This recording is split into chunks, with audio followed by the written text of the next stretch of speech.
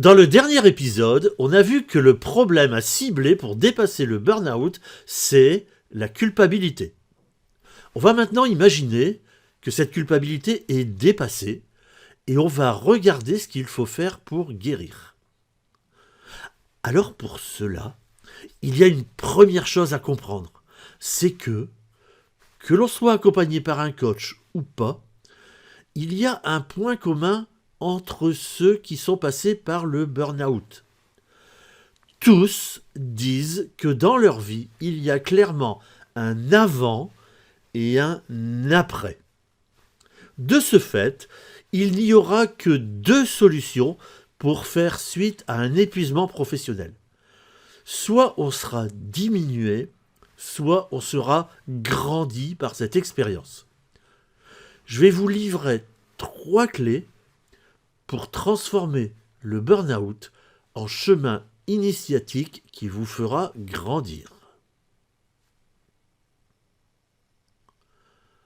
La première clé, c'est que nos vies peuvent s'améliorer drastiquement dès que notre capacité à nous aimer nous-mêmes augmente. Et c'est précisément ce que peut permettre l'après-burn-out. Avant de sombrer, la plupart vivaient dans une sorte de fuite en avant où ils voulaient en faire le plus possible en espérant que plus ils réussiraient à faire de choses, plus ils s'aimeraient. Ça semble logique, mais c'est faux. C'est faux parce que par définition, l'être humain est limité. Et de ce fait, il ne peut s'aimer lui-même vraiment que s'il aime aussi ses limites. Le mindset sur lequel les coachs ont à guider leurs clients, c'est quelque chose comme « Même si en ce moment je suis plus bon à grand-chose, je reste une belle personne. » La seconde clé, c'est qu'il est possible d'atteindre l'excellence même en s'économisant. Et c'est même la seule façon d'y arriver. De même qu'un cavalier ménage sa monture pour arriver au combat avec un cheval en état de participer à la bataille, un bon cadre pense d'abord à se mettre dans un état optimal qui le rendra le plus juste possible, pas à en faire le plus possible.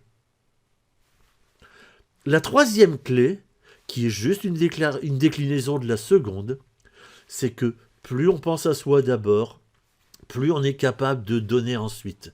Et c'est vraiment important de comprendre cela. Si vous avez suivi le dernier épisode, vous avez pu découvrir que le principal frein à la guérison d'un burn-out, c'est la culpabilité.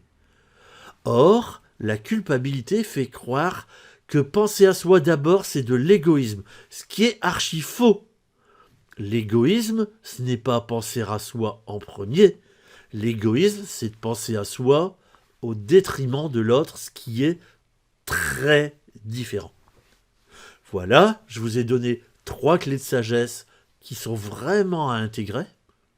Et dans quelques jours, ce sera le dernier épisode où je vous raconterai avec des étoiles dans les yeux à quoi ressemblent les personnes qui ont complètement dépassé leur burn-out et qui en ressortent grandis.